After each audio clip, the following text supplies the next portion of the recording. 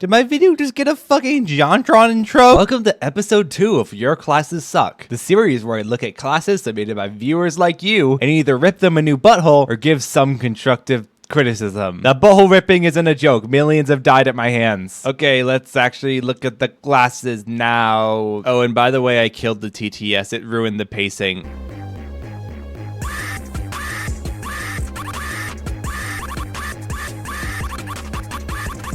The idea for the class is there, but the playstyle is incredibly awkward. You would think the third passive only letting you kill people that look at you would lead to you only killing people that look at you, right?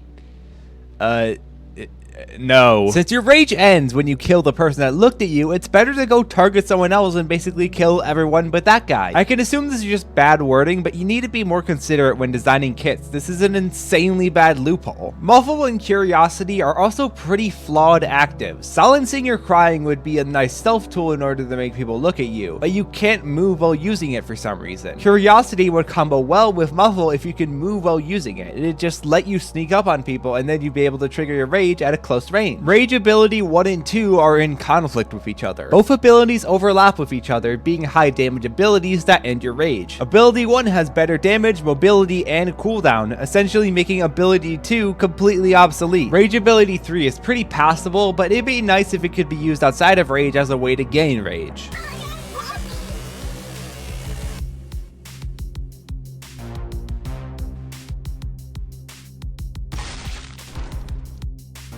I do have to mention before getting into this kit that I really like the game concept here. Combining a Delver-like with Splatoon is just a really interesting place to take the genre. I hope you can flesh this out more and make it into an actual playable game. Anyways, their passive is a bit clunky and overpowered. Having to use items in order is just really unintuitive and would lead to a lot of unnecessary stress. Having infinite storage space is also insanely broken. It balances itself out, yeah, but it just takes too much effort to use optimally. The two actives feel really similar. I think it'd be better if Active 2 was just the held variant of Active 1. You could then flesh out another ability for them to round out their entire kit.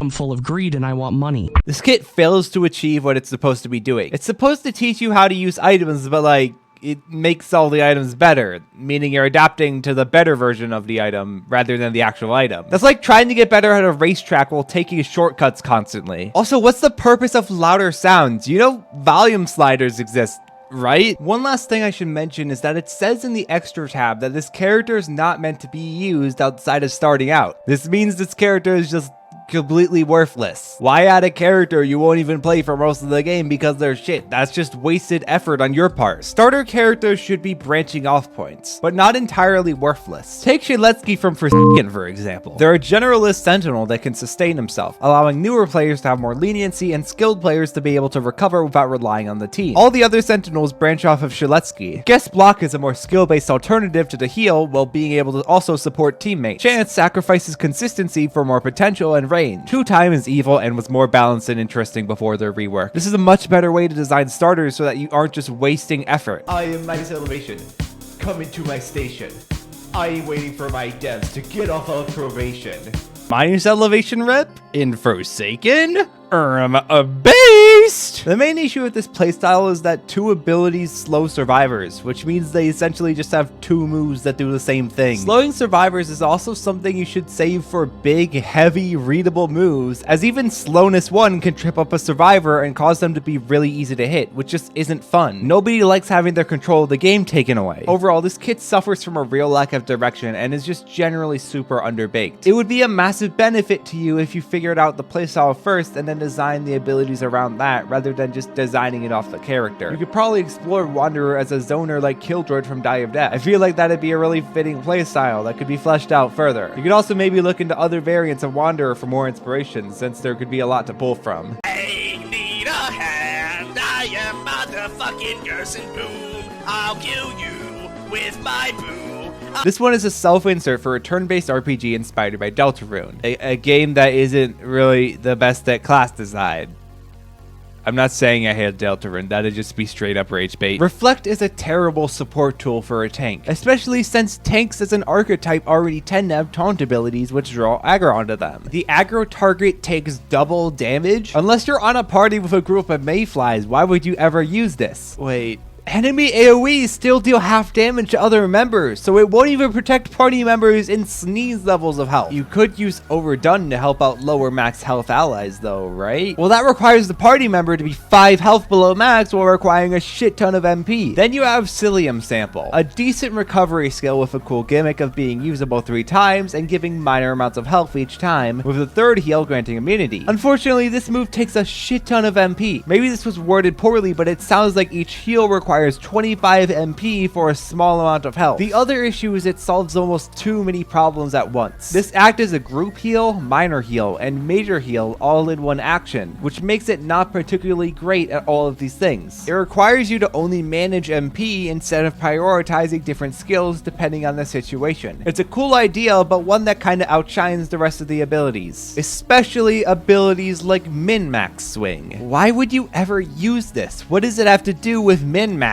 Unless you're constantly being inflicted with hard damage in this game, it's a very expensive cleanse skill that can also inflict hard damage onto an enemy. But since it can be passed over in a few turns, why ever waste the MP on this when you could just focus on using your healing? Also, the wording and grammar for this kit is genuinely awful. Hard damage will be depleted by current hard damage over 3, depleting completely if the hard damage is 100 divided by 5 of the HP. Viewers, please try to keep your work readable if you expect me to review it. I'm not meant to be your English teacher. If your English is gonna be bad, at least make it funny like Dirt Thrower. Mr. Baldy Basics, what are the new rules? I got new rules, I count them. I gotta tout them to myself. I got new rules. This is less of an intel character and more of a trapper. That doesn't mean I don't think the playstyle is good, however. This playstyle can lead to a lot of neat mind games and generally is pretty solid. My only suggestion is to make it so that the killer can destroy the radars manually so that they have some sort of counterplay alongside reducing the cooldown a bit to make up for that. Also, the invisibility has a cool synergy where you can use it next to the radar and wait for the killer to show up, detonating it the second they step in the radius. No, this kit's pretty good. I'm eating up. Yummy.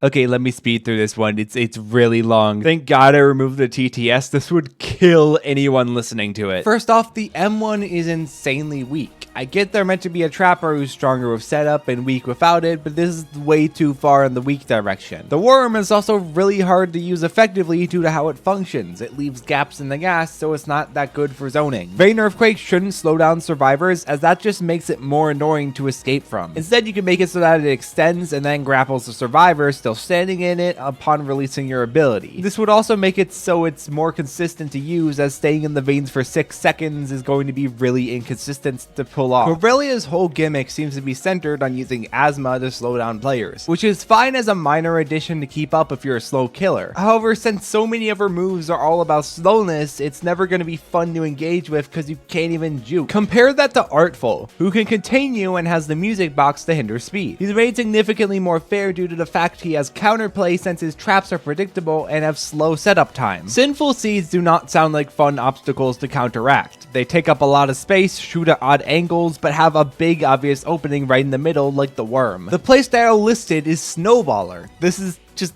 not a snowballer kit. Like, genuinely, it's just not. Her bird mode is way too complex whilst not doing enough to complement her playstyle, since it draws so much time away from her own setup tools. If her traps were instead instant and didn't passively apply effects, dragging the survivors into them with the bird would be much more useful. Overall, the kit is pretty bloated and directionless. It needs more thought to reach its true potential. Oh yeah, sorry that Soul Driven Love took 25% of your kit and put it into his Ur. That must have sucked. I've been playing with you, I could loop you for days. Outlook in your fast, then you could tase. So bad at coding, 3 hours race. This class is fucking stupid. Your entire class is based around getting an extraction boost, and the way you get it is by not extracting and getting chased instead. Wanna know what you could have done while getting chased by enemies? Extracting! Oh yeah, and this is in Toon Universe. You know, the game that punishes you for getting chased for a long time via fear, which removes all of your stamina and gives you a guaranteed hit. This class kind of shows why the extractor class in Delvers just doesn't work. It's extremely rigid and doesn't allow for much nuance. What can you really do with a character that's meant to be good at specifically tasks and nothing else? The only way you can make unique kits is by adding an arbitrary condition to get a boost, like Squirm needing to stand near bookshelves to speed up his cooldown, or this character needing to get chased to extract faster. It's fucking stupid.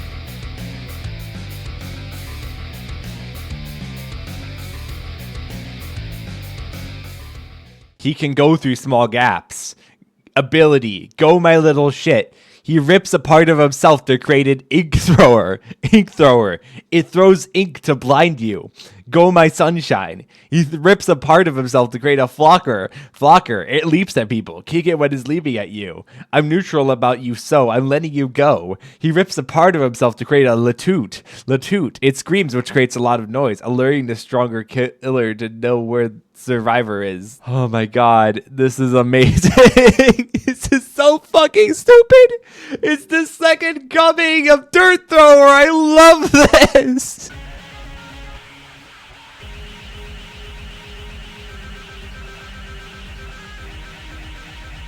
This character is entirely based around sanity.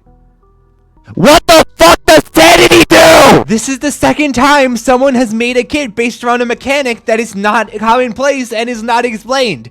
Fucking explain your mechanics before submitting a kit entirely based around it, you fucker! Sucks that we had to end on such a sour note. Wait, I don't need to do only 10. Hey, it's me, Goku! Jesus, this is the longest kit I've covered in this series so far. Every single minute detail is mentioned. Thanks for being specific, unlike the last guy!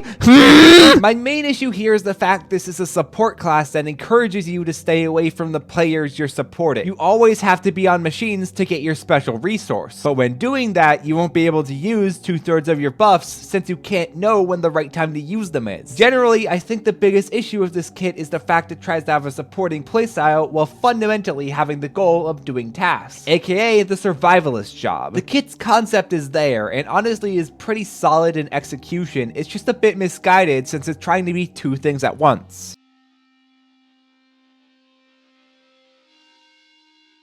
Let's see how these new guys hold up against the previous rankings. Number 22 is Fear Guy. Number 21 is EOS, purely because he gave more of a kit than just gets a speed boost. Number 20 is Jack. Number 19 is Zombie Man. Number 18 is Inka's old name. Number 17 is Hoarder. Starters that are meant to be discarded are fucking stupid, do better. Number 15 is Otto Witch. A Danielite character in the bottom 10?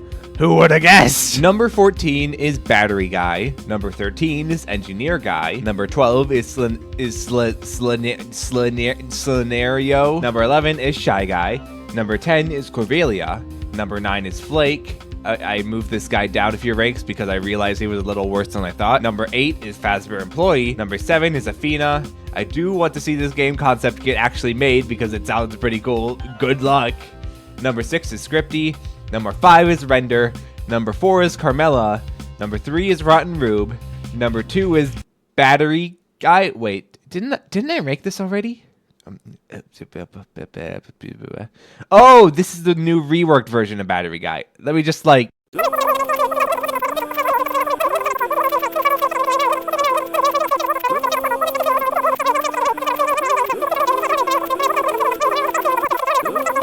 And number 1 is Intel Guy. I see the potential in this kit. You did a pretty good job even though it didn't end up as a class you originally designed them to be. If you just like reorient them to be a trapper, I think it'll be pretty good. Whoa, is this a bonus unscripted review? What? Yeah, this guy sent in footage of his game for a class review because he didn't know about the class thing, so he just sent in game footage, and it's an already made game, which makes it a lot easier to judge. And yeah, bonus review. Alright, time to showcase the moves. Oh, I'm lagging like balsa. Alright, so M1, it's actually pretty nifty. So you can switch between your punch. Yeah, you can switch between your punch and you can shoot. It alternates, so you don't really decide how you do it. Next, you have your leap. Oh, I gotta pause.